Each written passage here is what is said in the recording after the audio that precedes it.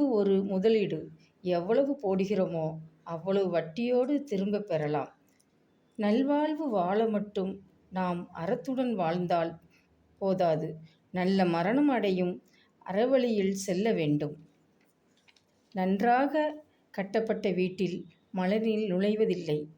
நற்சிந்தனை படைத்தவன் உள்ளத்தில் ஆசைகள் நுழைவதில்லை. சாப்பிடும்போது காலணி அணியாதீர்கள்.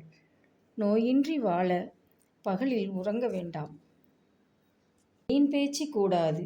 கடமையில் கவனம் செலுத்த வெற்றி உறுதி. குழந்தைகள், பெற்றோரிடம் அன்பாக இருங்கள்.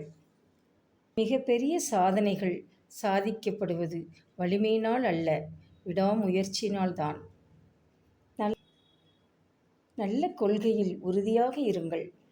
பிறருக்கு உதவ பணம் தீய வழியில் காணாமல் போக முயற்சி